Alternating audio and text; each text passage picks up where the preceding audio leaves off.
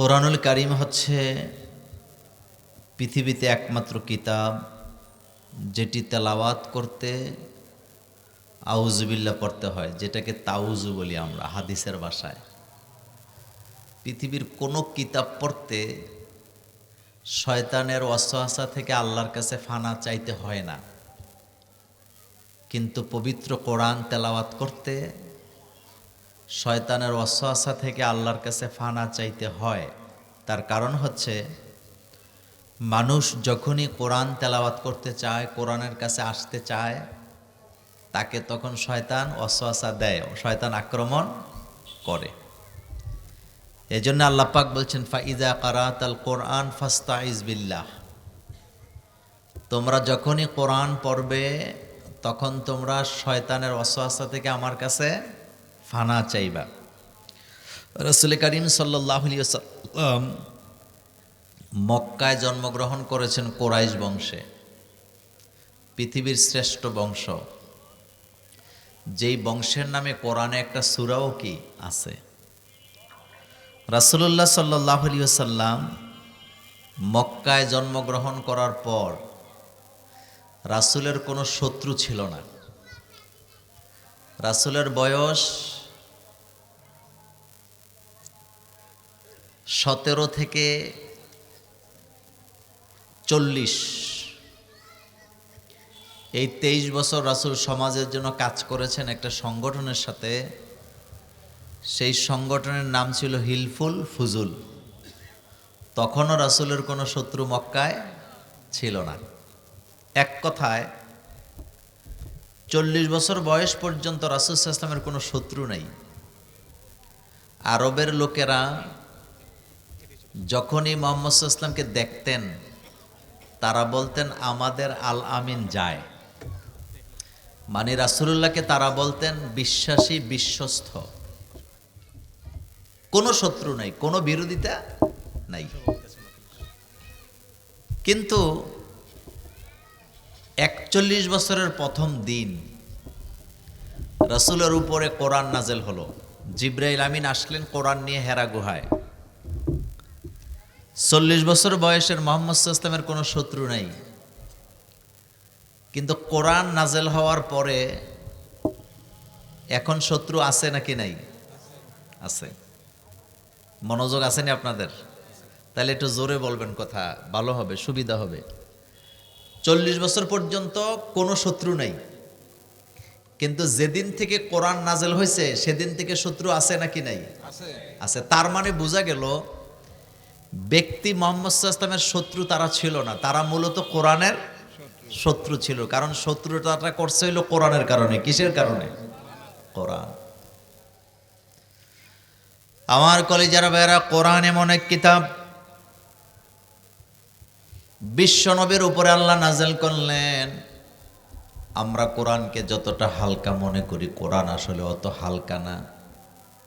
কোরআনের ব্যাপারে আল্লাহ পাক বলছেন লাউ আনজালনা হাযাল কুরআনা আলা জাবাল লারাআইতাহু খাশিআম মুতাসাদ্দিআম মিন খাশিয়াতিল্লাহ। আল্লাহ পাক বলেন লাউ আনজালনা হাযাল কুরআনা আলা জাবাল, এই কোরআনটাকে যদি আমি পাহাড়ের উপরে নাযিল করে দিতাম, দেখতে পেতে তোমরা পাহাড়টা আমার ভয়েতে চূর্ণ বিচূর্ণ হয়ে যেত। এই কোরআন আমি পাহাড়ের উপরে নাযিল করতে চাইছিলাম, পাহাড় রাজি হয় নাই। এই কোরআনকে আমি চন্দ্র, সূর্য, পৃথিবী, গ্রহ, নক্ষত্রের উপরে নাযিল করতে চেয়েছিলাম, তারা কেউ রাজি হয় নাই। এই কোরআন আমি নাযিল করেছি মুহাম্মদ সাল্লাল্লাহু আলাইহি ওয়াসাল্লামের উপরে মানুষের হেদায়েতের জন্য। কোরআন এত ওজন, কোরআন যদি পাহাড়ের উপরে আল্লাহ রাখতেন, আল্লাহ নিজেই বলেন পাহাড়টা চূর্ণ বিচূর্ণ হয়ে যেত। সে কোরআন আমাদের ঘরে ঘরে আছে না নাই? কোরআনের ব্যাপারে আল্লাহ পাক বলছেন কোরআন তোমাদেরকে দিক নির্দেশনা দিবে। কোন মানুষের উপরে যদি কোথাও জুলুম হয়, কোরআন আঙ্গুল দিয়ে দেখায় দিবে এটা জুলুম, এটা করা যাবে না। কোরআন নাজিলের পরে কোরআনের বিরোধিতা যারা করছিলেন তাদের চরিত্রের মধ্যে সমস্যা ছিল, তারা ছিল জুলুমবাজ। আজও পৃথিবীতে যারা কোরআনের বিরোধিতা করে খোঁজ নিয়ে দেখেন, কোনো না কোনো জায়গায় তাদের চরিত্রের মধ্যে সমস্যা আছে না নাই? কোরআন বলছে খবরদার, এতিমের মালের কাছে যাওয়া যাবে না, এতিমের মাল খাওয়া যাবে না। যারা এতিমের মাল খায় তারা যেন ইয়াকুলুনা ফি বুতুনিহিম নারা, যারা এতিমের মাল খায় তারা যেন পেটের ভিতরে জাহান্নামের আগুন ঢুকায়। কিন্তু এতিমের বাড়িঘর দখল করে, সম্পদ দখল করে এমন চাচা জেডা মামু খালু আমার বাংলাদেশে আছে না নাই?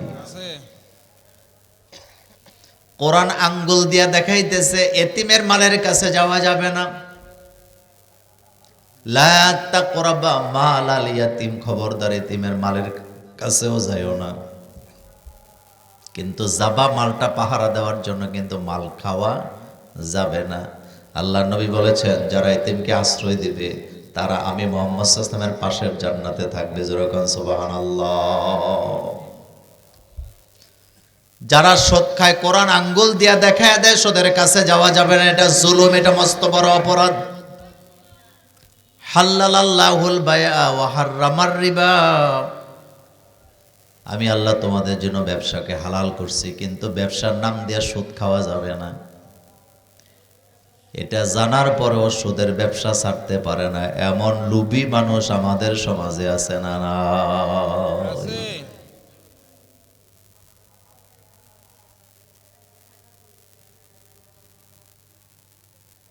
যৌতুক খাওয়া হালাল না হারাম?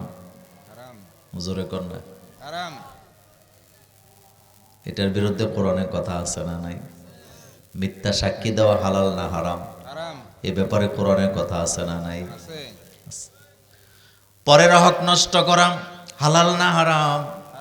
এই ব্যাপারে কোরআনের কথা আছে না নাই? কারো প্রতি জুলুম করা যাবে না, এই কথা কোরআনে আছে না নাই? এই জিনিসগুলা যখন রাসূলুল্লাহ কোরআন দিয়ে বলা শুরু করে দিলেন, এখন আরবের নেতারা, আরবের প্রভাবশালী লোকেরা রাসূলের বিরুদ্ধে লাগলেন। প্রথম কথাটাই তারা বললেন, তারা কিন্তু প্রথম এই কথা বলে নাই যে তোমার উপরে কোরআন নাযিল হয় নাই। তারা প্রথম কথাটা বলছে, মক্কা নগরীতে কি তোমার মতো আর কারোরে পায় নাই আল্লাহ নবী বানানোর জন্য?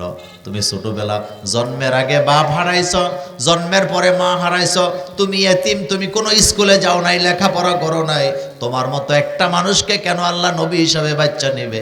এটা আমরা মানতে পারি না। এই জায়গায় হিংসা আছে না না?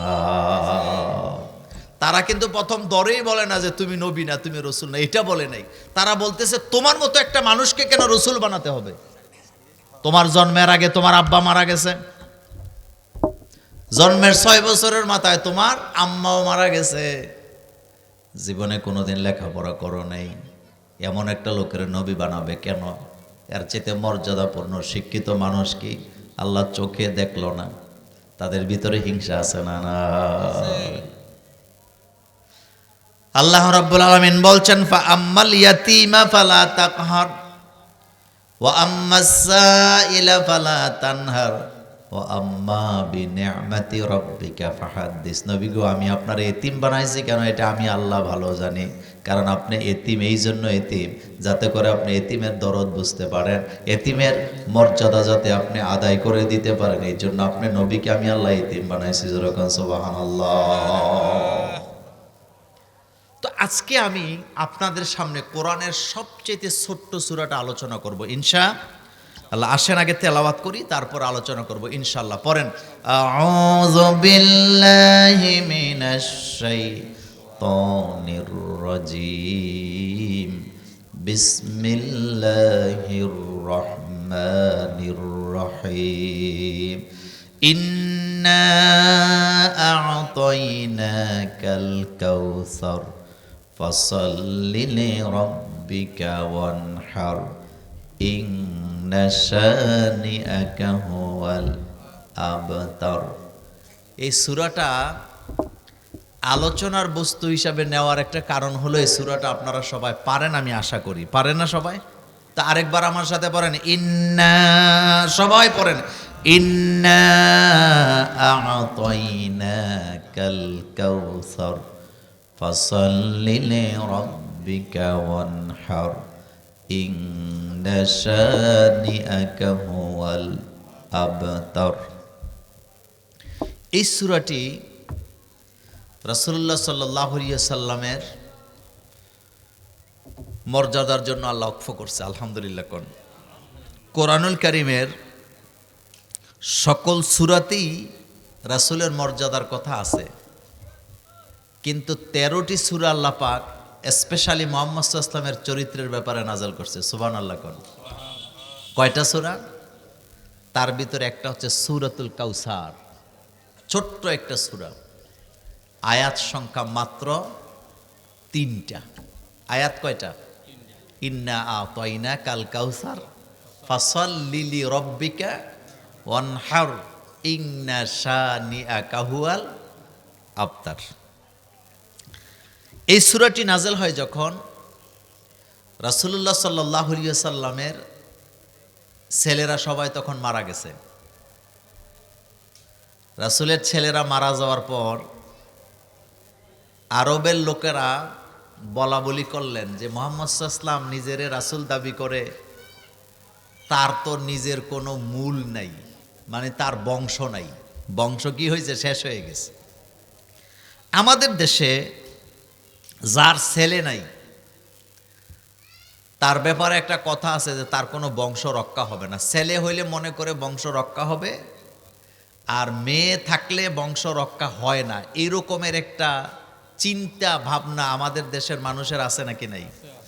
আছে। আমি আপনাদের কাছে জানতে চাই, সন্তান সন্তান, এটা ছেলে হোক মেয়ে হোক, কিন্তু ইসলামে ছেলের দাম বেশি না মেয়ের দাম বেশি? আসতে কইছেন। মেয়ে আছে কার কার? একটু হাত তোলেন তো। কার কার মেয়ে আছে? হাত তোলেন। আমারও আছে, আলহামদুলিল্লাহ, মাশাআল্লাহ। হাত নামান। রাসূল সাল্লাল্লাহু আলাইহি ওয়াসাল্লাম বলছেন যারা মেয়েদের বাবা, আমার দিকে তাকান, রাসূল বলছেন যারা মেয়েদের আব্বা, তারা আর আমি জান্নাতে এই রকমের 2টা আঙ্গুল যেমন কাছাকাছি, মেয়েদের বাপ আর আমি মুহাম্মদ সাল্লাল্লাহু আলাইহি ওয়াসাল্লাম এতটা কাছাকাছি জান্নাতে থাকব।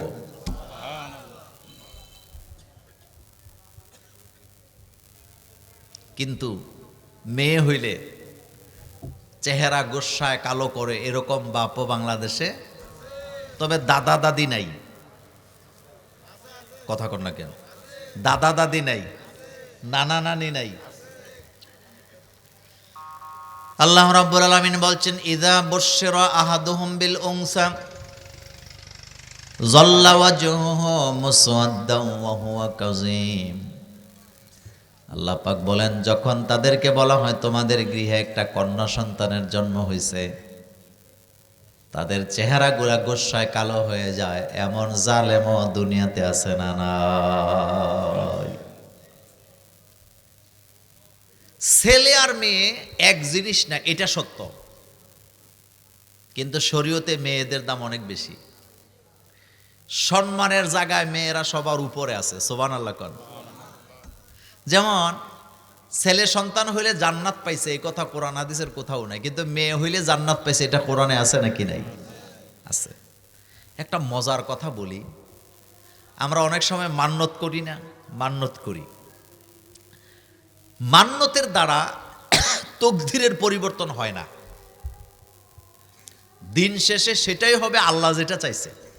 আপনারা আমার মান্যতের দ্বারা তকদির কি হবে না? পরিবর্তন হবে না।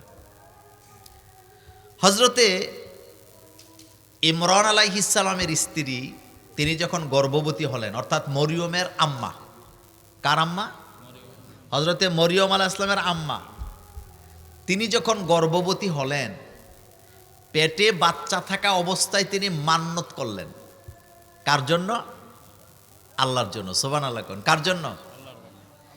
তিনি বললেন নাযারতু লাকা মা ফি বাতনি মুহাররারান ফাতাকাব্বাল মিন্নি ইন্নাকা আনতাস সামিউল আলিম। আয় আল্লাহ, আমার পেটে যে তুমি বাচ্চা দিছো, এই বাচ্চাটা আমি তোমার জন্য মান্যত করলাম। মান্যতে তার ভিতরে বিস্তারিত ছিল এইভাবে, তিনি বললেন, আল্লাহ তুমি যে আমাকে একটা বাচ্চা দিছো বুড়ো বয়সে, আমি আমার বাচ্চাটাকে বাইতুল মুকাদ্দাসের খাদেম বানাবো। জোরে কোন সুবহানাল্লাহ। মানে আল্লাহর ঘরের খাদেম বানাবে। আমাদের বাংলাদেশে মসজিদ মাদ্রাসা ঝাড়ু দেওয়ার লোকের অভাব আছে নাকি নাই? আছে। আমরা নিজেরে খুব মর্যাদার মনে করি যে আমি কি মসজিদ ঝাড়ু দেব নাকি? রাসূল বলেছেন, যারা মসজিদকে ঝাড়ু দেয়, পরিষ্কার করে, আল্লাহ তাদের আমলনামা পরিষ্কার করে দেয়। হযরত ইমরান আলাইহিস সালামের স্ত্রী যখন বললেন, নাযারতু লাকা মা ফি বাতনি মুহাররারান ফাতাকাব্বাল মিন্নি ইন্নাকা আনতাস সামিউল আলিম। আল্লাহ তুমি যে আমার পেটের ভিতরে বাচ্চা দিছো, এই বাচ্চাটা আমি তোমার জন্য ওয়াকফ করে দিলাম, তোমার ঘরের খাদেম বানায়া দিলাম। তিনি তো দোয়া করলেন আল্লাহর কাছে, তিনি নাজরানা দিলেন আল্লাহর জন্য। কিন্তু যখন বাচ্চা ভূমিষ্ঠ হলো, তিনি তো মনে মনে ভাবছিলেন আমার ঘরে ছেলে হবে, আমি ছেলেটাকে বাইতুল মুকাদ্দাসের খাদেম বানাবো। জন্ম নেওয়ার পরে তিনি বাচ্চার চেহারার দিকে তাকায় দেখে এটা মেয়ে।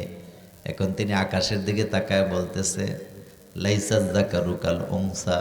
আল্লাহ আমি তো মনে করছিলাম তুমি আমারে ছেলে দেবা, আমি ছেলেটাকে বাইতুল মুকাদ্দাসের খাদেম বানায় দেব, কিন্তু এটা তো মেয়ে। ছেলে আর মেয়ে তো এক জিনিস না, আমি আমার মেয়েটাকে কিভাবে তোমার ঘরে খাদেম বানাই? আল্লাহ রব্বুল আলামিন ওহী নাযিল করে জানায় দিলেন, সাম্মাইতুহা মারিয়ম। এই বাচ্চা আমি এমনভাবে কবুল করছি, বাচ্চার নামও তোমাকে রাখতে হবে না, আমি আল্লাহ নিজে বাচ্চার নাম রাখলাম মরিয়ম। ফাতাকাব্বালাহা রব্বুহা বিকাবুলিন হাসানিন। আল্লাহ পাক বলেন, এই বাচ্চাকে আমি এমন ভাবে কবুল করলাম, এত মর্যাদা দিয়ে বাচ্চাকে দুনিয়াতে পাঠাইলাম। সাম্মাইতুহা মারিয়াম, আমি এই বাচ্চাটার নাম রাখলাম মরিয়ম। বাচ্চা যখন হাঁটা চলা একটু বোঝার বয়স হয়েছে, আল্লাহর হুকুমে হযরতে মরিয়ম আলাইহিস সালামকে বাইতুল মুকাদ্দাসের খাদেম হিসেবে নিযুক্ত করা হলো। তার দায়িত্ব হলো মসজিদ ঝাড়ু দেওয়া, পরিষ্কার করা। আমার কলেজার ভাইয়েরা,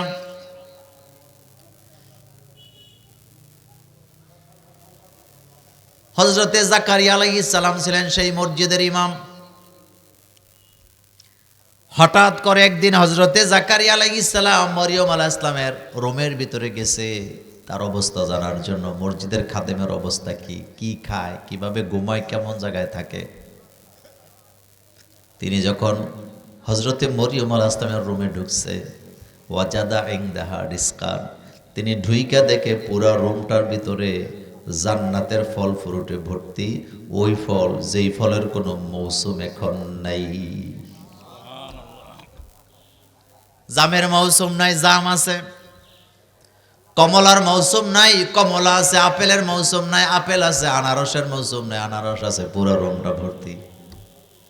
এটা দেখার পরে তিনিও তো নবী, তিনি আশ্চর্য হয়ে বললেন, আন্না লাকি হাযা ইয়া মারিয়ম, ও মরিয়ম, তোমার এই রুমের ভিতরে এই রকমের খাদ্য, এত ফল ফ্রুট কোত্থেকে আসলো? এখন তো এগুলোর কোনো মৌসুম নাই। তিনি আঙ্গুল দিয়ে আকাশের দিকে তাকায় বললেন, আমার আল্লাহ রাব্বুল আলামিন আমার জন্য ফল ফ্রুট ডেলি পাঠায়।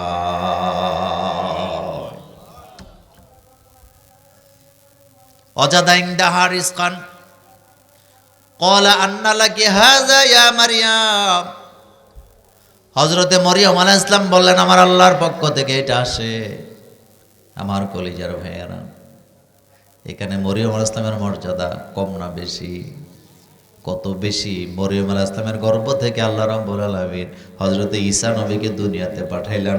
যে ঈসা নবী আমাদের নবী মুহাম্মদ সাল্লাল্লাহু আলাইহি ওয়াসাল্লামের আগমনের বার্তা পৃথিবীর মানুষকে দিয়ে গেলেন। যেরকম সুবহানাল্লাহ। আমার কলেজার ভাইয়েরা, এত কিছু দেখার পরে হযরতে জাকারিয়া আলাইহিস সালাম আল্লাহকে বলতেছে, রব্বি লা তাজারনি ফারদা।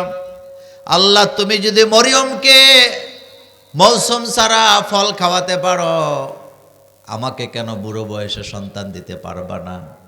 লা তাজারনি ফারদা, আল্লাহ তুমি আমাকে একা ছাইরো না, আমাকেও একটা সন্তান দান করে দাও। আল্লাহ পাক একটা জিনিস পছন্দ করে, সেই জিনিসটা কি শুনেন, সেটা হলো যেমন আপনি যদি আল্লাহকে বলেন, আল্লাহ তুমি তো মরা জমিনে ফসল ফলাও, তুমি তো শুকনো মরুভূমিতে নদী বানাও, তুমি তো নদীকে মরুভূমি বানাও, তুমি তো চন্দ্র সূর্যকে চালাও, তাহলে তুমিও তো আমার এটা দিবা, এটা দেওয়ার ক্ষমতা তোমার আছে। এইভাবে বলে বলে যারা মুনাজাত করে তাদের দোয়াকে পছন্দ করেন কে? এভাবে বলবেন, আল্লাহ তুমি তো নদীর পানি প্রবাহিত করো, তুমি চন্দ্র সূর্য চালাও, তুমি সারা দুনিয়া গ্রহ নক্ষত্র চালাও, তাহলে তুমি আমাকে এটা অবশ্যই দিতে পারবে, এটা তো তোমার ক্ষমতার মধ্যে আছে, আল্লাহ তুমি আমাকে দাও। এভাবে বললে আল্লাহ দোয়া কবুল করে। সুবহানাল্লাহ। আমার কলেজের বেড়া কথা লম্বা করতে চায় না, খেয়াল করেন, রাসূলুল্লাহর কোনো ছেলে সন্তান নাই। আরবের লোকেরা বলল, মোহাম্মদ তুমি তো লেস কাটা। নাউজুবিল্লাহ বলে, তার মানে তুমি তো দুনিয়া থেকে চলে যাওয়ার পরে তোমার কোনো ছেলে সন্তান নাই, তোমার নাম নেওয়ার মতো লোক পৃথিবীতে খুঁজে পাওয়া যাবে না। এক কথায় তাদের ভাষায় তারা মুহাম্মদ সাল্লাল্লাহু আলাইহি ওয়াসাল্লামকে তিরস্কার করলেন যে, মোহাম্মদ তোমার তো ছেলে সন্তান নাই, তারা সব মরে গেছে, তুমি তো লেস কাটা, তুমি মরার পরে তোমার নাম নেওয়ার মতো লোক পৃথিবীতে আর কেউ থাকবে না। এই কথা শোনার পর রাসূলুল্লাহ সাল্লাল্লাহু আলাইহি সাল্লাম খানিকটা মন খারাপ করলেন, আর রাসূলুল্লাহকে ছোট্ট একটা সূরার মাধ্যমে আল্লাহ পাক সান্ত্বনা দিলেন। নবীজিকে আল্লাহ পাক বলেন, হাবিব আপনাকে যারা লেস কাটা বলে, তারা নিজেরা লেস কাটা, তাদের নাম নেওয়ার মতো লোক পৃথিবীতে খুঁজে পাওয়া যাবে না, কিন্তু অরফানা লাকা যিকরাক, আপনি নবীর নাম নেওয়ার মতো লোকের অভাব পৃথিবীতে থাকবে না। এখন একটা উপমা দেই। আমাদের বাংলাদেশে 5 লক্ষ মসজিদ আছে না, মনে করেন 5 লাখ মসজিদ আছে। কয় লাখ? তো 5 লক্ষ মসজিদে প্রতিদিন আজান হয় কয়বার? 5 বেলা করে 25 লক্ষ বার। খেয়াল করেন, প্রতি আজানে মুহাম্মদ সাল্লাল্লাহু আলাইহি ওয়াসাল্লামের নাম নেওয়া হয় 2 বার। কথা কন না কেন? প্রতি আজানে নবীর নাম কয়বার? তাইলে শুধু বাংলাদেশ, দূরে যাওয়া দরকার নাই, শুধু বাংলাদেশের মসজিদগুলাতে শুধু মুহাম্মদ সাল্লাল্লাহু আলাইহি ওয়াসাল্লামের উম্মতেরা আজানের মধ্যে রাসূলুল্লাহর নাম নেয় 50 লক্ষ বার। কয়বার? 50 লক্ষ। আচ্ছা এবার আসেন, একামতে আবার রাসূল সাল্লাল্লাহু আলাইহি ওয়াসাল্লামের নাম 2 বার আছে না নাই? আছে। নামাজের মধ্যে দুরুদের মধ্যে মুহাম্মদ সাল্লাল্লাহু আলাইহি ওয়াসাল্লামের নাম আছে নাকি নাই? আছে।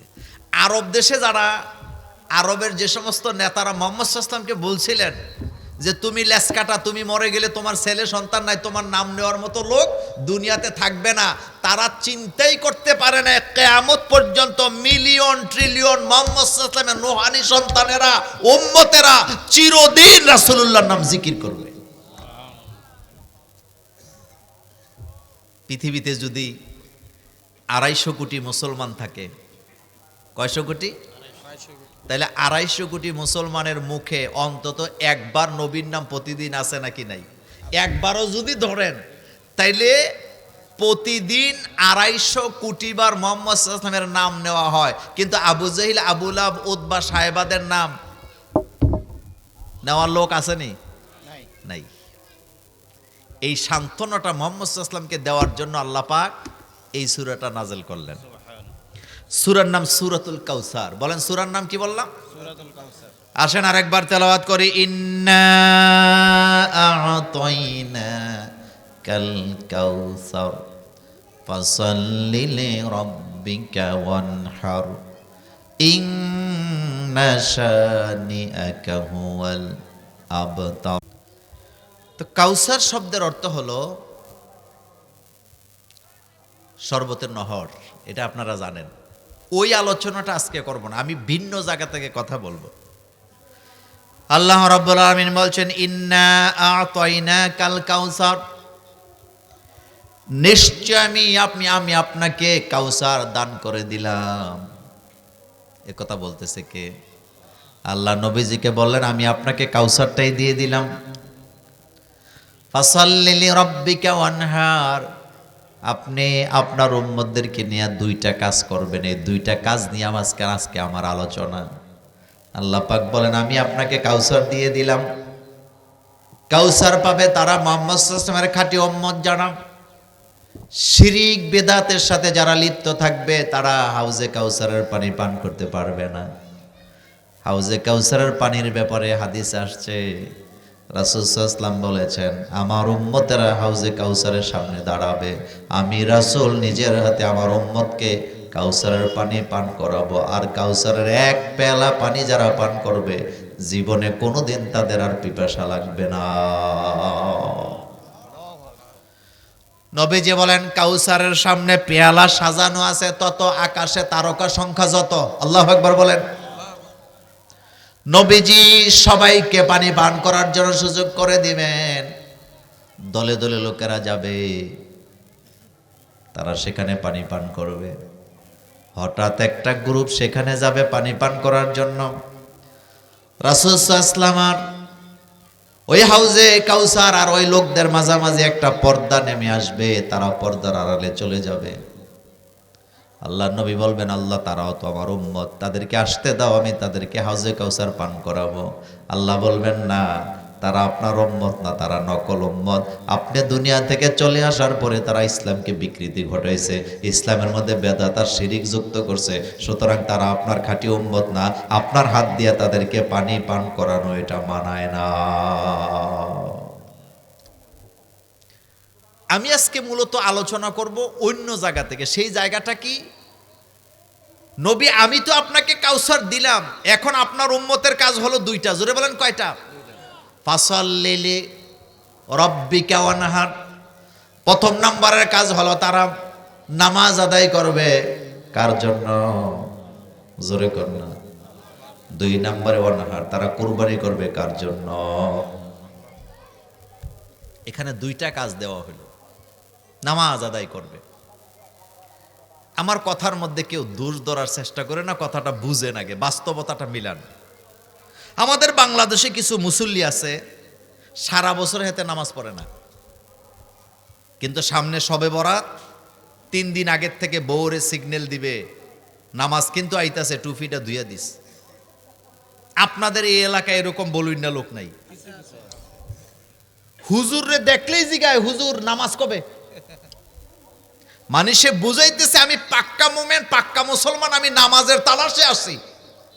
বিশ্বাস করেন, যারা 5 ওয়াক্ত নামাজকে মর্যাদা দেয় না, 5 ওয়াক্ত নামাজ পড়ে না, শবে বরাতের নামাজ কবে ইমাম সাহেবরে জিজ্ঞেস করে, সে ধোঁকাবাজ, সে বাটপার, সে কখনো পাক্কা মুসল্লি হতে পারে না।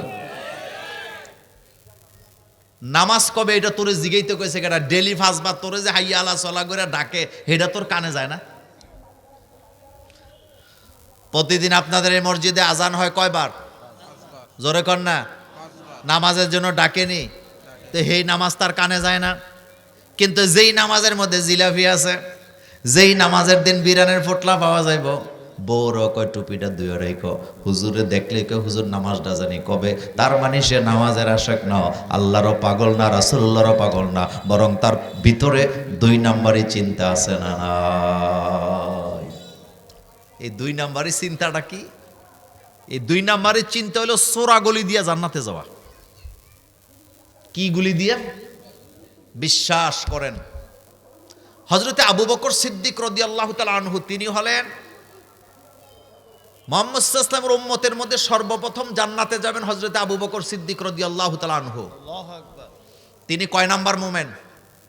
1 নাম্বার। রুল নাম্বার যদি দেন, মুহাম্মদ সাল্লাল্লাহু আলাইহি ওয়াসাল্লামের উম্মতের মধ্যে যদি রুল নাম্বার দেন, 1 নম্বরে বসবে হযরত আবু বকর সিদ্দিক রাদিয়াল্লাহু তাআলা। যিনি মক্কায় থাকতে সব সম্পদ আল্লাহর রাস্তায় দিয়েছে, মদিনাতে যাওয়ার পরও দিয়েছেন। এমনকি মসজিদে নববী যেই জায়গায় অবস্থিত, মসজিদে নববীর প্রথম জায়গাটা হযরত আবু বকর সিদ্দিক রাদিয়াল্লাহু তাআলা আনহুর টাকা দিয়ে কিনা। আমার কলিজার ভাইয়েরা, রাসূল সাল্লাল্লাহু আলাইহি ওয়াসাল্লাম যখন মক্কা থেকে মদিনায় গেলেন, নিজের ঘর আগে বানাইছে না আল্লাহর ঘর আগে বানাইছে? আল্লাহর ঘর আগে বানাইছে। আমরা কিন্তু আল্লাহর ঘরের দিকে নজর নয়, আগে কেমনে বিল্ডিং করা যায়, বাড়িতে টাইলস করা যায়, এসি লাগানো যায়। কথা সত্য নেই? আল্লাহ নবী যখন মক্কা থেকে মদিনায় গেলেন, বর্তমানে যেই জায়গায় মসজিদে নববীর মেইন মসজিদটা যেখানে, রাসূলুল্লাহ সেখানে মসজিদ বানাবেন, আল্লাহর ঘর বানাবেন। সাহাবায়ে কেরামকে নিয়ে বসলেন। নবীজি বলেন, এই জায়গাটা আমি পছন্দ করলাম আল্লাহর ঘর বানাবার জন্য।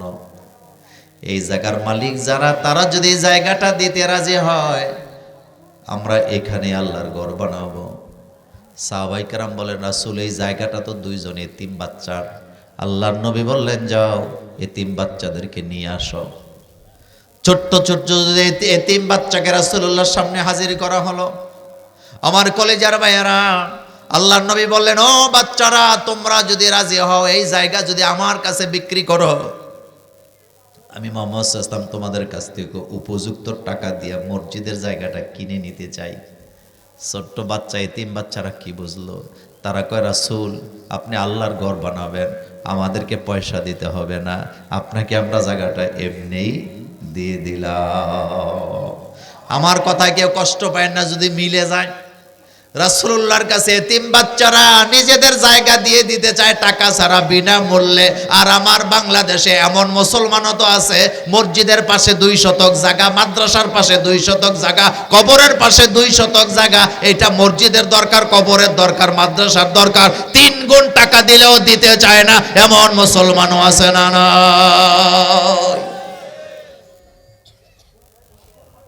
আসেনি? আরো আস্তে করে আসেনি? মসজিদের পাশে 2 শতক জায়গা, এটা মসজিদের দরকার। বেজবানি কয় না, বেচুম না, 2 ডবল টাকা দিলেও রাজি হয় না, আছে না নাই? এতিম বাচ্চারা বলতেছে, রাসূল টাকা লাগবে না, নিয়ে যান। রাসূল কয়, না, এতিমদের কাছ থেকে এইভাবে নেওয়া যাবে না, আমি তোমাদেরকে উপযুক্ত দাম দিতে চাই। রাসূল কয়, দাম দিতে চাই। বাচ্চারা বলতেছে, রাসূল এমনিতে দিতে চাই। 2 দলের মধ্যে যখন কথা কাটাকাটি চলতেছে, এক পর্যায়ে হযরত আবু বকর সিদ্দিক রাদিয়াল্লাহু তাআলা আনহু বলতেছে, রাসূল আপনি দিতে চান, তারা নিতে চায় না, তারা দিতে চায়, আপনি নিতে চান না। রাসূল এই জায়গায় এটা স্টপ হয়ে যাক, আমি আবু বকর রাদিয়াল্লাহু তাআলা আনহু, আমি আমার পক্ষ থেকে এই জায়গার দাম দিয়ে দিলাম। আল্লাহু আকবার বলেন। কবরস্থানে যাওয়ার রাস্তা নাই, যদি বলেন যে তোমার তো 2 শতক জায়গা আছে, 1 শতক দেও না, হে বেড়ায়, ওই যে কি বলে, গাছের আগায় উঠে যায়, এরকম আসেনি? মসজিদের বারান্দা দেওয়া যায় না, 2 শতক জায়গা লাগবে, দেয় না। মাদ্রাসার জন্য 1 শতক জায়গা বিক্রি কিনা নিতে চায় কমিটি, তাও দেয় না। কিছুদিন আগে আমি একটা মসজিদ উদ্বোধন করতে গেছিলাম এক জায়গায়, কথা যেহেতু রেকর্ড হয়, জায়গার নাম বলবো না। তো ওখানে যায় দেখলাম মসজিদের পাশে 5 শতক জায়গা। কত? মাত্র 5 শতক। এই 5 শতক জায়গার জন্য মসজিদের সামনে মাহফিল করা যায় না, মাদ্রাসার মাঠ বানানো যায় না। যেই বেচারা এটার মালিক, ওই এলাকায় প্রতি শতাংশ জায়গার দাম হলো 5 লাখ টাকা করে। কয় লাখ? 5 লাখ। তো 5 লাখ টাকা করে শতক হইলে 5 শতক জায়গার দাম কত হয়? কিন্তু যে মালিক, হ্যাঁ নাকি এটা 1.5 কোটি টাকা চাইছে। কয় কোটি? 1.5 কোটি টাকা। আচ্ছা বলেন তো, এটা কি মানুষ না ডাকাত? এরকম মন মানসিকতার লোক আমাদের সমাজেও আছে। রাস্তা নিয়ে গন্ডগোল করে এরকম মানুষ আসেনি? আছে। রাস্তা দিতে চায় না। তো কথা বলতেছিলাম, আমার কলিজার ভাইয়েরা, রাসূল সাল্লাল্লাহু আলাইহি ওয়াসাল্লামের নাম নেওয়ার মতো লোকের অভাব পৃথিবীতে আছে নাকি? নেই। কিন্তু রাসূলকে আল্লাহ পাক বললেন, ফাসাল্লিলি, আপনি নামাজ আদায় করবেন কার জন্য? তো 5 ওয়াক্ত নামাজ বাদ দিয়ে শুধু শবে বরাতের নামাজ পড়লে হইব নি? এবার একটা মজার কথা শুনেন। নেসফে শাবানে আল্লাহ পাক প্রথম আকাশে নেমে আসেন, আলহামদুলিল্লাহ বলে। কোন আকাশে আসেন? প্রথম আকাশে এসে আল্লাহ পাক ডাকতে থাকে, তোমাদের কি লাগবে আমাকে বলো, আমি তোমাদেরকে দেব। রাসূল বলেন, ওই রাত্রিতে আল্লাহ পাক ইচ্ছা করে স্বেচ্ছায় অসংখ্য মানুষকে মাফ করে দেয়। বান্দা মাফ চাইলে মাফ করবে এই কথা নাই হাদিসে, আল্লাহ এমনিতেই মাফ করে দেয়। সুবহানাল্লাহ কোন। এক কথা, আল্লাহ সেদিন ভালো লাগে, এই জন্য আল্লাহ মাফ করে দেয়। তাওবা করলে মাফ করবে এই কথা হাদিসে নাই, এমনিই মাফ করে দেয়। কিন্তু 5টা দোষ যাদের মধ্যে আছে, আল্লাহ তাদের মাফ করে না। কয়টা? এমনিই মাফ করে দিবে, কিন্তু 5টা দোষ যাদের মধ্যে আছে তাদেরকে আল্লাহ 1 নম্বরে, যারা আল্লাহর সাথে শিরিক করে আল্লাহ পাক তাদের মাফ করবে না। কথার দ্বারা, আকীদার দ্বারা, কাজের দ্বারা, প্রার্থনার দ্বারা শিরিক আমাদের সমাজে আছে না? আপনাদের এলাকায় পেঁচা চিনেন? পেঁচা পেঁচা আছে না? বড় বড় চক্কীরা থাকায়। পৃথিবীতে পেঁচাকে নিয়ে যোগে যোগে মানুষের মধ্যে ভুল আকীদা আছে। যেমন ইহুদি ধর্মে পেঁচাকে মনে করা হয় অশুভ লক্ষণ, আর খ্রিস্টান ধর্মে মনে করা এটা শুভ লক্ষণ। আর এই আমাদের বাংলাদেশের মহিলারা ঘরের পেছনে যদি পুরান গাছের মধ্যে পেঁচাটাকে কয় বিপদ আইতেছে, এ কথা বলে নাকি বলে না? আচ্ছা, পেঁচা কি বিপদের সংকেত দিতেছে না আল্লাহর জিকির করতেছে? আল্লাহ পাক বলছেন সাব্বাহা লিল্লাহি মা ফিস সামাওয়াতি ওয়া মা ফিল আরদ, আকাশে জমিনে যা কিছু আছে সবাই তাসবিহ করতেছে কার? জিকির করতেছে কার? আল্লাহর। কিন্তু আমরা মনে করি পাখি যদি ডাকে বিপদ আসতেছে, চোখ যদি জমকলি, তারপরে চোখ যদি লাপায় কয় বিপদ আসতেছে, ডাইন হাত চুলকাইলে কয় টাকা আসতেছে। এই কথাগুলো আমাদের সমাজে প্রচলন আছে নাকি নাই? আছে। এগুলোতে শিরিক নাই? এটাই শিরিক। আরো শিরিক আছে। বেয়ের বাড়িতে বেড়াইতে গেছে। কার বাড়িতে? বেয়ের বাড়িতে। তো বেড়াইতে গেছে, পরে বেয়াই সাহেব জোর কইরা 2টা গরু গোস্ত দিছে। এখন উনি বেয়ের দিকে তাকায় বলতেছে আমারে দিয়েন না, আপনি তো জানেন না আল্লাহ আমার রিজিক বন্ধ করে দিচ্ছে। বেয়াই কয় আমনের রিজিক আল্লাহ বন্ধ করলো কেমন? আপনি জানেন না আমার তো ডায়াবেটিস, এখন আর খাইতে পারি না, খানা আল্লাহই চায় না আমি যে খাই। মনোযোগ আছে আপনাদের? এইভাবে, ঠিক এইভাবে কথা বলে আল্লাহই চায় না আমি খাই, এরকমের কথা বলার মতো মুসলমানের সন্তানদের মধ্যে আছে নাকি নাই? অথচ আইয়ুব আলাইহিস সালাম 18 বছর অসুস্থ। কয় বছর? 1.5 যুগ। তার স্ত্রী তাকে রাগ করে বললেন আপনি তো নবী, আপনি কেন আল্লাহকে বলেন না আল্লাহ যাতে আপনার অসুখটা দূর করে দেয়? এই কথা বলার পরে তিনি রাগ করলেন, তার স্ত্রীকে বললেন আল্লাহ আমাকে রাজত্ব দিছে, সম্পদ দিছে, আল্লাহ আমাকে অনেক বছর সুস্থ রাখছে, খাবার খাওয়াইছেন, আমি কেন আল্লাহর কাছে অভিযোগ করতে যাব যে আল্লাহ আপনি আমার অসুখটা ভালো করে দেন? আল্লাহ যখন চাইবে তখনই তিনি আমাকে ভালো করবে। তুমি যেহেতু এই কথা বলছো, তুমি যখন আমার কাছে আসবা আমি তোমাকে 100 বেত্রাঘাত করব। সুবহানাল্লাহ বাইজিয়ে কইয়া কয়শো? 100। কারণ আইয়ুব আলাইহিস সালাম কিন্তু রাজত্বের মালিক ছিলেন। আল্লাহ আমাকে এত কিছু দিছে আর এখন একটু অসুখ দিছে, 18 বছর মাত্র, আমি আল্লাহর কাছে অভিযোগ করব? আমার কলেজার ভাইয়ারা, 18 বছর অসুস্থ থাকার পরেও তিনি আল্লাহর কাছে অভিযোগ করে না যে আল্লাহ আমি অসুস্থ, আমি মরে যাচ্ছি, আমি কষ্ট পাচ্ছি। তাফসীর ইবনে কাসিরে আসছে হযরত আইয়ুব আলাইহিস সালামের যে অসুস্থতা ছিল, এই অসুস্থতাকে শয়তান আরো 10 গুণ বাড়ায়া তার শরীর থেকে দুর্গন্ধ বের করতেছিল। শয়তান। কে করতেছিল? শয়তান।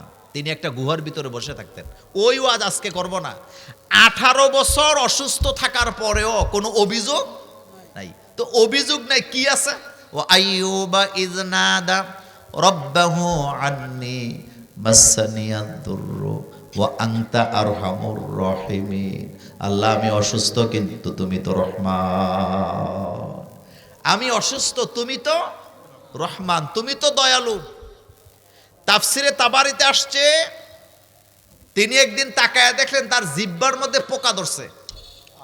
তিনি কায়দা করে আল্লাহকে বলতেছে আল্লাহ সারা শরীর পচে গেছিল, আমার তো কোনো সমস্যা ছিল না, আমি তো মুখ দিয়ে তোমার জিকির করতাম, কিন্তু আজকে তো দেখলাম পোকা বোধহয় জিহ্বাতেও চলে আসে। আল্লাহ জিহ্বাটা যদি পোকায় নষ্ট করে তোমার মতো রহমানের জিকির আমি কি দিয়ে করব? কয় বছর অসুস্থ? আর কালকে ডায়াবেটিস ধরা পড়ছে, আজকে আল্লাহরে খোটা দেয়, কয় আল্লাহ আমার রিজিক বন্ধ করে দিচ্ছে, আস্তাগফিরুল্লাহ।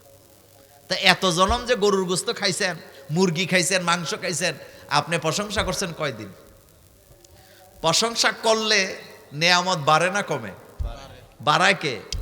লা ইন শাকারতুম লা আযীদান্নাকুম ওয়া লা ইন কাফারতুম ইন্না আযাবি লাশাদীদ। আমার কলিজার ভাইয়েরা খেয়াল করেন, আল্লাহ রাব্বুল আলামিন বলছেন, নবী ফাসাল্লি লিরাব্বিকা ওয়ানহার, আপনি রবের জন্য নামাজ কায়েম করেন, সালাত আদায় করেন। বাংলাদেশের ফজরের জামাতগুলোতে মুসল্লি কম না বেশি? ফজরের জামাতে যে মুসল্লি কম হবে এটা আল্লাহ জানেন, সেজন্য আল্লাহ পাক ফজরের জামাতে আলাদা 10টা মর্যাদা আল্লাহ দান করছে। কয়টা? অন্য নামাজে এই 10টা মর্যাদা অন্য নামাজে নাই। প্রতি নামাজের মর্যাদা আছে, কিন্তু ফজরের নামাজে রাসূলুল্লাহ বলেছেন আল্লাহ পাক আলাদা 10টা মর্যাদা দান করেছেন। 1 নাম্বার, যারা ফজর পড়বে আল্লাহ রব্বুল আলামিন সারা দিনের জন্য তার জামিনদার হয়ে যায়। 2 নাম্বার, তার রিজিকে কামাই রুজিতে আল্লাহ বারাকা দান করেন। তিরমিজিতে রাসূল বলছেন ফজর যারা পড়ে কর্ম লেগে যায়, তাদের কর্মের মধ্যে আল্লাহ দ্বিগুণ বারাকা দান করেন। কয় গুণ? আপনারা যারা মুরব্বী আছেন আপনারা বলেন তো, সকালবেলার 1 ঘন্টার কাজ আর দুপুরবেলা 2 ঘন্টা, কোনটাতে বরকত বেশি? সকাল। এটা হাদিস, কিন্তু তিরমিজির হাদিস। কবি নজরুল কি সুন্দর করে বলে গেছে, আমি হব সকাল বেলার পাখি, সবার আগে কুসুমবাগে উঠব আমি ডাকি। মুসলমান তো জাগ্রত হবে তখন, ফজরের আজান হবে যখন। আগের দিনে লোকেরা গরু দিয়ে হাল চাষ করত, কথা ঠিক না? কিন্তু আপনি জানেন তারা ফজরের আগে চলে যেত, ফজরের আগে চলে যেত। আর এখন ঘুমের থেকে উঠে কয়টায়? এমনও পরিবার আছে 9টা 10টার আগে জাগ্রত হয় না, অথচ মুসলমান জাগ্রত হওয়ার কথা কখন? ফজরের আজান দিলে মুসলমান বিছানায় থাকতে পারে না। কত সুন্দর করে ডাকা হয়, হাইয়া আলাস সালাহ হাইয়া আলাল ফালাহ, আসো নামাজের দিকে, আসো কামিয়াবের দিকে, কল্যাণের দিকে।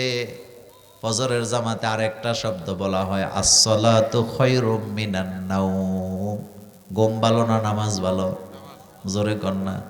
এটা শোনার পরও বালিশ বুকে নিয়ে বিল্ডিং এর ভিতরে ঘুমায় এমন মানুষও আছে না? না, ঘুমতে হবে তখন। আমরা কবরে চলে যাব যখন। এখানে ঘুমের জায়গা না। আর দুনিয়া মাজরাতুল আখেরা, দুনিয়াটা হইলো আখেরাতের খেতে বাড়ি। এখানে চাষ করবেন, বুক করবেন, ওখানে যায় চাষ করার কোনো সুযোগ। আচ্ছা বলেন তো, আপনারা মুরাদনগরের মানুষ, কথাটা জোরে বলবেন যাতে আমি বুঝি যে আপনারা কথাটা বুঝতেছেন। আচ্ছা বলেন তো, কোনো ব্যক্তি যদি সিদ্ধান্ত নেয় যে দুনিয়াতে কামকাজ আছে, ব্যবসা আছে, বাণিজ্য আছে, চাকরি আছে, বাকরি আছে, সর্দারি আছে, রাজনীতি আছে, মাতাব্বরি আছে, এখানে তো কোরআন পড়ার সুযোগ পাই না। যা পড়ার কবরে গেলে তো আর কোনো এসব ঝামেলা নাই, কবরে বসে খালি কোরআন শরীফ খতম দেবো। কোনো ব্যক্তি যদি দুনিয়াতে 1 অক্ষর কোরআন পড়ে সে পাবে 10 নেকি, কিন্তু কেউ যদি কবরে বসে 10 খতম কোরআন পড়ে কয় নেকি পাবে? কথা আসতে কইছেন, জোরে কর না রে ভাই। কয় নেকি? 0। কারণ কবর আমল করার জায়গা না। মাজরা হইল এটা। আর দুনিয়া মাজরাতুল আখের, দুনিয়াটা হইল আখেরাতের মাজরা। চাষ করবেন এখানে, বুক করবেন ওখানে। আমাদের তিতাস অঞ্চলের এক মুরব্বী আমাকে একদিন হাত ধরে বাজারে আমি যাচ্ছিলাম, তো বলতেছে, মোল্লা হুজুর একটু দোয়া করেন, আমার ছেলেটা পবিত্র জায়গা সৌদি আরবে যাবে। আমাদের দেশের লোকেরা তো সৌদিরে কয় পবিত্র জায়গা। তা আমি বললাম দোয়া করি, আল্লাহ আপনার ছেলেরা বারাকা দান করুক। এত ছোট দোয়া করলে হবে না, দোয়া আরো বড় করেন। তাই বললাম দোয়া বড় করবো কেন? আরে কি বলেন, আমার ছেলে তো মাজরা ভিসা পাইছে। কি ভিসা পাইছে? মাজরা মানে কি? খেতি বাড়ি, চাষাবাদ। তা আমি মুচকি হাসি দিয়ে, সহজ সরল মানুষ তো, আগের দিনের মানুষ, আমি হাসি দিয়া বললাম যে আপনি কি জানেন মাজরা কি জিনিস? কয় জানি না, তবে মনে হয় বড় কিছু হবে। আমি হাসি দিয়ে বললাম, শোনেন, আপনার ছেলে ওখানে যে কৃষি কাজ করবে। কয় তাই নাকি? আমি আল্লাহ নবী বলেছেন, আদ-দুনিয়া মাজরাতুল আখিরা, জিকির করবেন এখানে, বুক করবেন ওখানে, নামাজ আদায় করবেন এখানে, বুক করবেন ওখানে, কোরবানি দিবেন এখানে, বুক করবেন ওখানে, রোজা রাখবেন এখানে, বুক করবেন ওখানে। এই সিস্টেম চালু করেছেন কে? মরার পরে কোটি আমল দিয়া একটা সওয়াব পাবে না, কিন্তু দুনিয়াতে একবার সুবহানাল্লাহ বললে আমল নামা ভর্তি করে নেক দান করে দিবেন কে? এই যে রমজানের মাস আসতেছে, রমজানের মাস হলো কোরআনের মাস। সুবহানাল্লাহ কোন। রমজানের মাস কিসের মাস? কোরআন। কোরআনের বরকতে প্রতি আমলকে আল্লাহ পাক 700 গুণ পর্যন্ত বাড়ায় দিবে। আল্লাহু আকবার। কয়শো গুণ? 700 গুণ। আমাদের বাংলাদেশে রমজানের মাস আইলে তারাবি নামাজগুলাতে যে কত ফাইজলামি চলেনি? দুনিয়ার কোনো নামাজের কথা না জানলেও জানে এটা তারাবি নামাজ, মানে নাকি তাড়াতাড়ি। তো তারাবি নামাজ তাড়াতাড়ি আপনারা বললো নাকি? ইদানিং আবার নতুন ফেতনা, 8 রাকাত ফরমু না, 20 রাকাত। এটা লিয়া ধাক্কা ধাক্কি করে অনেকে আছে নামাজই পড়ে না। কথা কর না কেন? আসেনি? ধাক্কা ধাক্কি কেন করেন? আপনি ওমরের চেয়ে বেশি বুঝেন? আমি ধাক্কা ধাক্কির কথা বলি নাই, আমি শুধু বলবো রমজানের মাস হলো আমলের মাস। ইমাম তিরমিজি বলেন, আমরা রমজানের প্রস্তুতি নিতাম 6 মাস আগের থেকে। আল্লাহু আকবার বলেন। কয় মাস? আর আমরা রমজানের প্রস্তুতি নিই রমজানের 4-5 তারিখে, মানে 4-5টা রমজান যাওয়ার পরে এরপরে কোরআন শরীফ হাতে লয়, এরপরে তেলাওয়াত করতে করতে এক খতম দেয় কখন? শবে কদরের আগে দিয়ে। এমন একটা প্রতিযোগিতা লাগে, একথা সত্য নেই?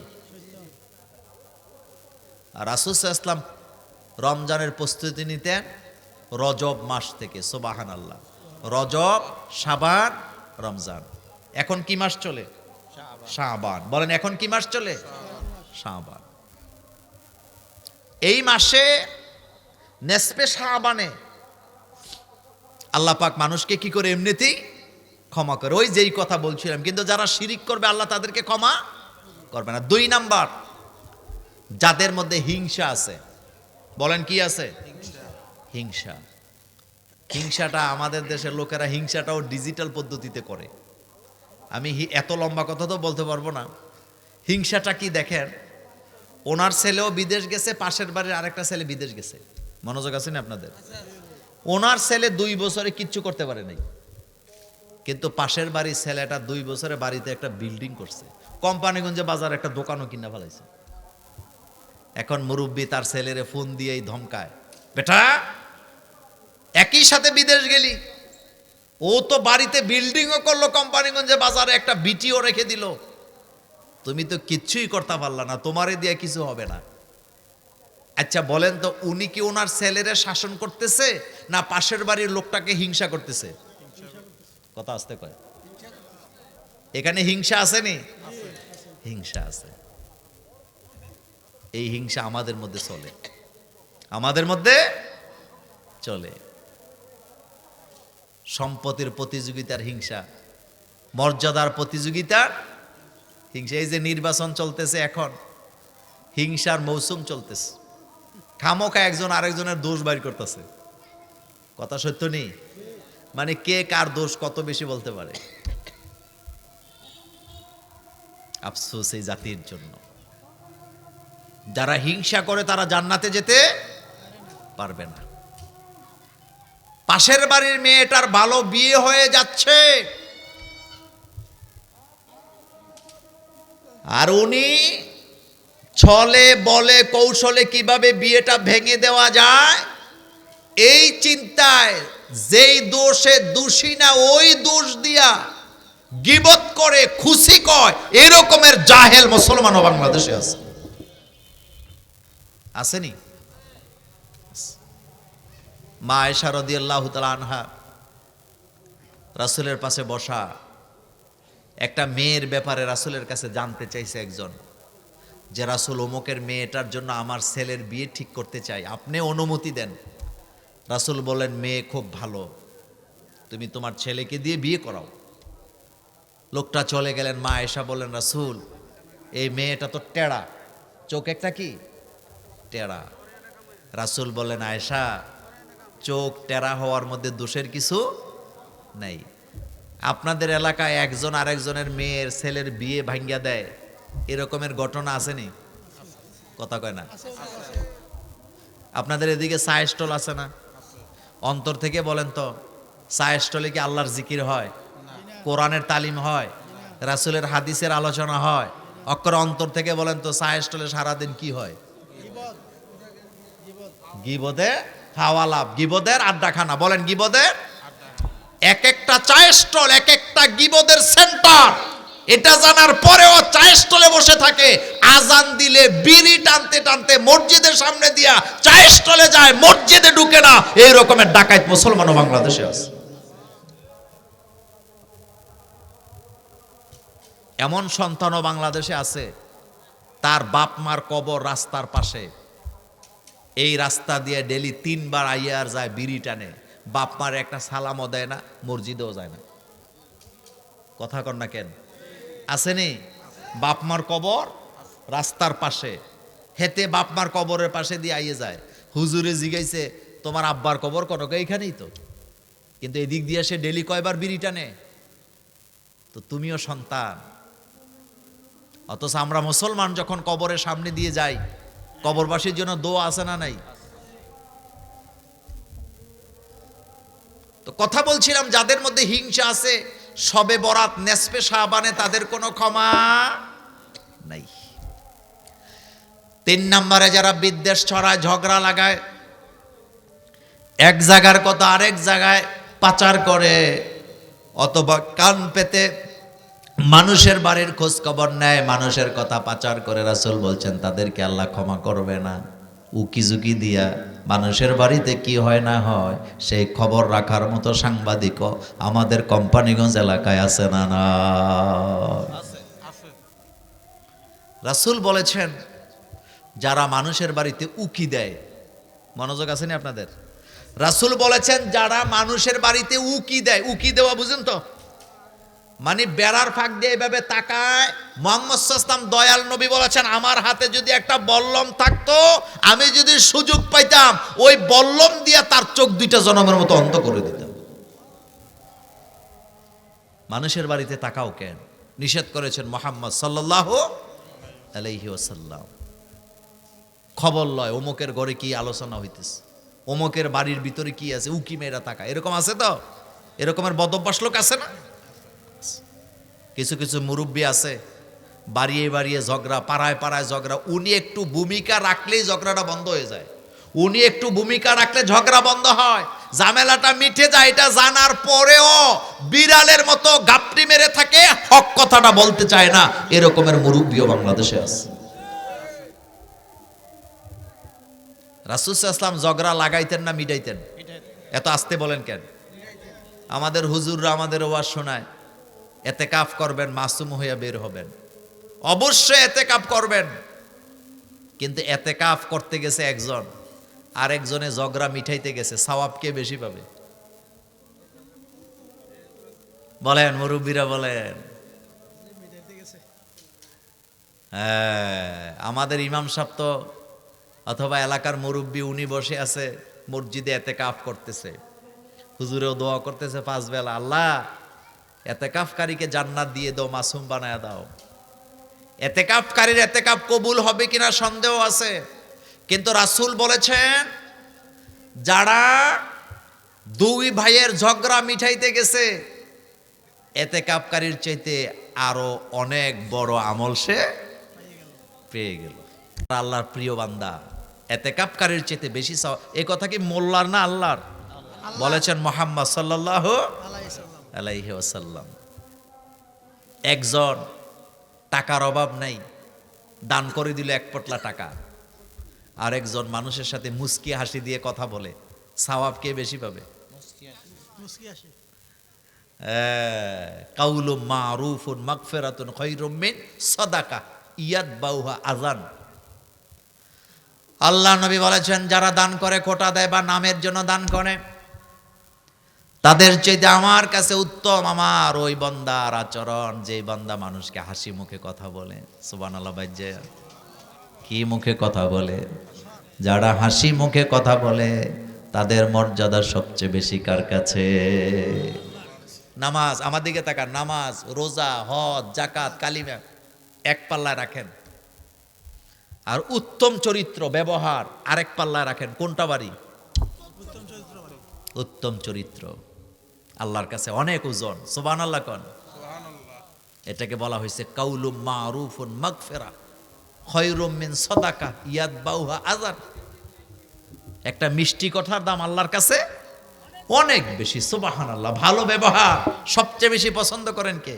আল্লাহ, আল্লাহ পাক। সুতরাং বিদ্বেষ ছড়ানো যাবে না, ঝগড়া লাগানো যাবে না। ঝগড়া লাগাইবেন না মিঠাইবেন? মিঠাইয়া দিবেন, মিঠাইয়া দিবেন, সমাধা করে দিবেন। বাড়িয়ে বাড়িয়ে ঝগড়া, সীমানা নিয়ে ঝামেলা, মিঠাইয়া দিবেন, লাগাই দিয়েন না। কিছু কিছু লোক আছে লাগাই দিয়া দুই পক্ষের থেকে সারা জীবন চা খায়। কথা কর না কেন? আবার তাদের মুখের মধ্যে মজাও বেশি। তাদের মুখের মধ্যে কি মজাও বেশি। যার কাছে যায় তার কথা বলে। মুজাবজাবিন, মুজাবজাবিন মানে মুনাফিক। বলেন এরা কি? এরা ডাইনেও নাই বামেও নাই, তারা হলো মুজাবজাবিন। বলেন তারা কি? আমার কলেজার ভাইয়ারা, 3 নাম্বার নবীজি বলেছেন, যারা নেশা করে, যারা মদ পান করে নেসফে শাবান শবে বরাতে, তাদের কোনো ক্ষমা নাই। আমার বাংলাদেশে নেশা আছে না? না। হুজুরে দোয়া করলেও লাভ হইতো না, কারণ নেশাকারীর কি নাই? ক্ষমা নাই। কথা বললে আপনারা রাগ করবেন। বাংলাদেশের আমাদের অবস্থা কি? বিড়ির দোকান দিছে। কিসের দোকান? ইমাম সাহেব হুজুরের দাওয়াত দিছে, হুজুর দোকান উদ্বোধন হইবে আইয়েন। তো মুদি দোকান, এখানে গুড় আছে, চা আছে, চিনি আছে, লবণ আছে, বিড়িও আছে। তো বিড়ির দোকানে বইয়া হুজুর দোয়া করতেছে, আল্লাহ দোকানে বরকত দেন। তো কি দোয়া করলেন? বিড়িতেও আল্লাহ বরকত দিত। এরকমের দোয়া আসেনি? কি নমুনা! মুরব্বী হাজি সাহেব মসজিদে ঢুকে হুজুরকে কয় দোয়া করেন। হুজুরকে কি দোয়া করতাম? কয় নাতিন ঢাকাতে থাকে তো, নাচের কম্পিটিশন আছে, দোয়া করা যাবে নি? কি দোয়া! মুরব্বী যায় বলতেছে, হুজুর দোয়া করেন, ছেলেটা গ্রিন কার্ড পাইছে। গ্রিন কার্ড পাওয়া না জায়েজ না, কিন্তু কোন ইহুদি মাইয়াকে, খ্রিস্টান মাইয়াকে দোকাবাজি হইয়া নিজেকে ইহুদি সাজে বিয়ে কইরা গ্রিন কার্ড পাওয়া মুসলমানের সন্তানের জন্য জায়েজ না, এটা হারাম। এরকম গ্রিন কার্ড ওলা বাংলাদেশে আসেনি? নিজের ইমান বিক্রি কইরা গ্রিন কার্ড। তোর এই গ্রিন কার্ড দরকার নাই। সৎ পথে অল্প টাকা কামান। রাসূল বলছেন, যারা মদ খায়, নেশা করে, তাদেরকে আল্লাহ ক্ষমা করবে না। গাজা আসেনি? আমাদের বাংলাদেশ আলেম ওলামার দেশ, সম্ভাবনার দেশ। বিশ্বাস করেন, এমন আরেকটা দেশ পৃথিবীতে পাবেন না। বাংলাদেশ কেমন দেশ? কয়েকটা কথার জবাব দিবেন জোরে জোরে। ফেন্সিডিল বাংলাদেশে বানায় না ভারতে বানায়? কথা আসতে কোন কেন? ভারতে বানায়। গাঁজা চাষ হয় বাংলাদেশে না ভারতে? ইয়াবা বানায় বাংলাদেশে না মায়ানমারে? বাংলাদেশে গাঁজাও চাষ হয় না, ইয়াবাও বানায় না, ফেন্সিডিলও বানায় না, সব আশেপাশের দেশ থেকে আসে। বাংলাদেশের যুবকেরা নেশা করতো না যদি এগুলা না আসতো। বর্ডারে যারা তাদেরকে দাঁড়া করানো হয়েছে, তারা যদি আল্লাহওয়ালা হইতো, আল্লাহকে ভয় করতো, মুত্তাকি হতো, তারা যদি সিদ্ধান্ত নিত বাংলাদেশে ইয়াবা, গাঁজা, ফেন্সিডিল ঢুকতে দেব না, 6 মাসের মধ্যে বাংলাদেশে নেশাখোর খুঁজে পাওয়া যেত না। আমার দেশ পবিত্র ভূমি, এটা এখানে ওলিয়া উলিয়ার দেশ, আলেম ওলামার দেশ। কথা সত্য নেই? এখানে মদও বানায় না, গাঁজাও বানায় না। ইন্ডিয়াতে গেছি, আমি দেখছি গাঁজা চাষ করে। আমি গাঁজা চিনতাম না। এক জায়গায় গেলাম, যাওয়ার পরে দেখি ওই যে কি গাছ এগুলার ভিতর দিয়ে যাচ্ছি, মাথা ব্যথা করতেছে।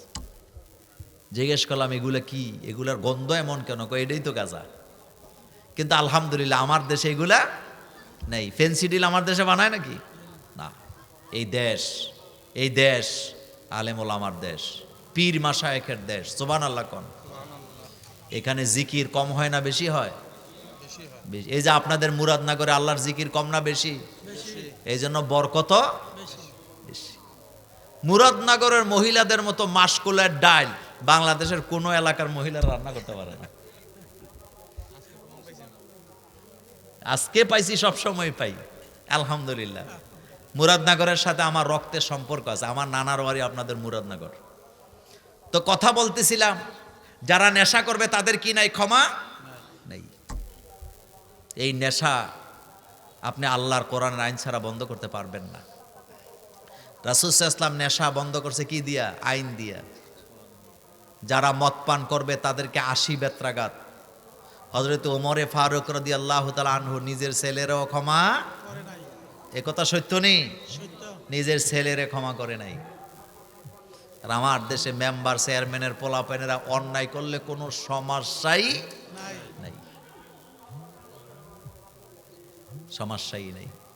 কুডি সমনি গোবিনাথপুর একটা ইউনিয়ন আছে না, ওই এলাকায় এক জায়গায় আমি মাহফিল করতে গেছি।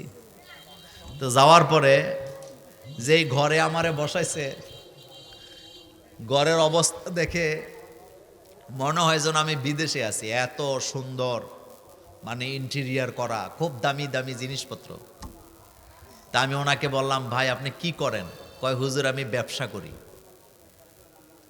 তো কইলাম কি ব্যবসা করেন? তা আর কয় না, চুপচাপ। তা আরেকবার জিজ্ঞাসি যে ভাই আপনি কি করেন? কয় ব্যবসা করি। কি ব্যবসা করেন? কয় না। মাহফিল করতেছি, যখন আমি পেন্সিলের বিরুদ্ধে ওয়াজ করতেছি, পোলাপান নিচের থেকে কয় হুজুর আপনার ডাইন পাশে যেটা বসে আছে এইটাই ব্যবসা করে। এরকম মানুষ আমাদের সমাজে আসেনি? আছে। বাংলাদেশে পুরুষের চাইতে নারীরা বেশি নেশার ব্যবসা করে কোন কোন এলাকায়। বর্ডার এলাকাগুলোতে এগুলো আসেনি? কথাটা কেন বললাম? যদি আইন করা হইতো, মায়ানমার বর্ডার, ইন্ডিয়ার বর্ডার যত কিলোমিটার আছে, যারা পাহারাদার তারা যদি সিদ্ধান্ত নিত বাংলাদেশে একটা বোতল ফেনসিডিল ঢুকতে দেব না, একটা ইয়াবা ঢুকতে দিব না, এক পোটলা গাঁজা ঢুকতে দেব না, আপনারা বলেন তো বাংলাদেশে নেশা বন্ধ হইতো নাকি হইতো না? ঢুকতে না পারলেই তো বন্ধ হইতো। কারণ এগুলো তো এদেশে হয় না, এগুলো সব বাইরে থেকে আসে। আমি টেকনাফে মাহফিল করলাম। টেকনাফ এলাকার লোকেরা আমাকে বললেন যে হুজুর, কিছু কিছু রোহিঙ্গাদের কারণে বাজারের বড় মাছটাও আমরা কিনতে পারি না, অথচ আমরা বাংলাদেশের লোক। আমার সাথে বলছে কথা, আমি দায়িত্ব নিয়ে বলতেছি। আমি বললাম কেন? কয় রোহিঙ্গা যারা এখানে আসছে তারা একটা গ্রুপ আছে, তারা ইয়াবা পাচার করে। কয় তাদের এই কালো টাকার কারণে বাজারের বড় মাছ আমরা কিনতে পারি না, তারা নিজেরা কিনে খায়। তাদের টাকার কাছে আমরা ফেল। তাহলে নেশা বন্ধ হওয়া দরকার আছে তো। নেশা শুনেন, আপনারা যারা ইসলাম মানেন, নামাজ পড়েন, মাহফিলে যান, মসজিদে যান, শান্তিতে আছেন, যাদের ঘরে একটা নেশাখুর আছে খবর নিয়ে দেখেন ওই ঘরটা একটা জাহান্নামের টুকরা। কথা সত্য নেই? ওই ঘরে খাইয়া শান্তি নাই, বইয়া কারণ নেশাখুরের কাছে মাও নাই, বাপও নাই, বউও নাই, বোনও নাই। হাতে মার কানের জিনিস নিয়ে চালায়। বাপেরে ছুরি ধরে কিনা, গলার মধ্যে ছুরি ধরে। বাংলাদেশের চিফ ইঞ্জিনিয়ার ছিলেন একজন আমার আত্মীয়, ওনার 3 ছেলে ছিল। চিফ ইঞ্জিনিয়ার তো সোজা কথা না, ডিপার্টমেন্টের নাম বলবো না। ওনার এক ছেলে নেশা করত। উনি ওনার বাড়িতে ঘুমাইতে পারতেন না। ছেলে মাথার মধ্যে পিস্তল ধরতো, টাকা যতক্ষণ না দিত ততক্ষণ পিস্তল নামাইতো না। কারণ নেশাখুরের মাও নাই, বাপও নাই, বউও নাই, বোনও নাই। হেতে বউয়ের জিনিস চুরি করে বেছে, মাঝে মধ্যে নিজের কিডনিও নিজে বেচালায়। কথা সত্য নেই? আপনি চিকিৎসা করাইতে গেছেন, আপনি কিন্তু রক্ত বাজার থেকে কিনতে পারবেন না, কারণ নেশা করে রক্ত পাওয়া যায়। রাসূল বলছেন যারা মদ পান করে, যারা নেশা করে, শবে বরাতের রাত্রে তাদের কোনো ক্ষমা। 5 নাম্বার এবং সর্বশেষ নবীজি বলেছেন যারা মা বাবাকে কষ্ট দেয়, যারা মা বাবার অবাধ্য, তাদের কোনো ক্ষমা নাই। সবার সাথে ভালো ব্যবহার করে, সবার সাথে মিষ্টি আচরণ করে, সবাইকে হাদিয়া দেয়, কিন্তু মা বাপের কাছে তার মেজাজ খারাপ, মা বাপের সাথে ভালো আচরণ করতে পারে না, এমন জাহেল বাংলাদেশে আছে না নাই? এই সংখ্যাটা দিনে দিনে বাড়তেছে না কমতেছে? সবার সাথে ভালো, মা বাপের সাথে খারাপ। সবার সাথে ভালো কথা বলতে পারে, ভালো ব্যবহার করতে পারে, কিন্তু মা বাপের কাছে গেলে হাতের মেজাজ 144 হয়ে যায়। কথা সত্য না? অথচ মেজাজ ঠান্ডা রাখতে হইব কার সামনে?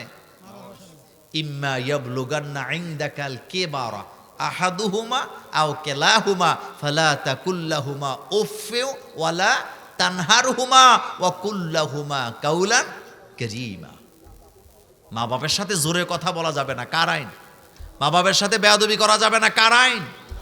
আমার মুরাদনগরের ভাইয়েরা, কাবা শরীফের ইমাম কত মর্যাদার না? কাবার ইমামকে এখানে দাঁড়া করান, আপনার মা বাবাকে এখানে দাঁড়া করান। জান্নাত কি কাবার ইমামের কাছে না মা বাপের কাছে? হুমা জান্নাতুকা ওয়া নারুকা। পৃথিবীর সমস্ত পীর যদি এক জায়গায় দাঁড়া করান, তাদের কাছে আপনি জান্নাত পাবেন না, আপনার আব্বা আম্মার কাছে জান্নাত। এটা রাসূলুল্লাহর কথা। হুমা জান্নাতুকা ও নারুকা, এই দুইটা তোর জান্নাত, এই দুইটা তোর জাহান্নাম। এই দুইটার সাথে ভালো ব্যবহার করবি, জান্নাতে চলে যাবি। এই দুইটার সাথে খারাপ ব্যবহার করবি, তোর কোনো ক্ষমা নেই। এই নেসফে শাবান, শবে বরাত রাত্রিতে যারা মা বাপের সাথে খারাপ আচরণ করে, এই রাত্রিতে তাদের কোনো ক্ষমা নেই। জিলাপি খাইলেও নাই, বিরিয়ানি খাইলেও নাই, মিলাদ পড়াইলেও নাই, দোয়া করাইলেও নাই, হুজুরে 1000 টাকা দিলেও নাই, কারণ তোমার আসল জায়গা কি নাই? ঠিক নেই। আসল জায়গা ঠিক করো, আসল জায়গা ঠিক করো, আল্লাহ এমনিতে মাফ করে দিবে। ওয়াদা কার? আল্লাহ পাকের। আল্লাহ যেন আমাদেরকে কবুল করেন, আমরা বলি আমিন। বিশ্বাস করেন, জান্নাত কি জোর করে নেওয়া যাবে? জান্নাতের কাজ করা লাগবে না? কাজ করতে। সময় কিন্তু চলে যাচ্ছে। ওই যে প্রথম কথা দুনিয়াতে করতে হবে, আখেরাতে করার কোনো কি নাই সুযোগ। এখানে করবেন নামাজ, এখানে না ওখানে? আজকে যারা আমরা উপস্থিত আছি, অন্তত নামাজ আমরা ছাড়বো না। 5 ওয়াক্ত নামাজ আগে, বলেন 5 ওয়াক্ত নামাজ আগে। আল্লাহ যেন আমাদেরকে কবুল করেন, আমরা বলি আমিন। আমার কলেজের ভাইয়েরা, এই মাহফিলটা মূলত আপনাদের যুবকেরা আমাকে একেবারে মানে চাপায়া দিয়ে নিছে, কারণ আমার মাহফিলগুলো 2 বছর আগে থেকে দেওয়া থাকে। তা আপনাদের ছেলেরা বলছে যে হুজুর আমাদেরকে আপনি আসার পরে একটু সময় দিয়ে গেলে হবে ইনশাল্লাহ। তা আমি আর আজকে লম্বা করতে চাই না, আমাদের ইমাম সাহেব হুজুর আছেন, তিনি কথা বলে মুনাজাত দিয়ে দিবেন। আচ্ছা ঠিক আছে। এই যে মাহফিলের আজকের অতিথি সুলতান মেদরেন, না উনি সুলতান ভাই 5000 টাকা নগদ। সুলতান ভাই আমাদের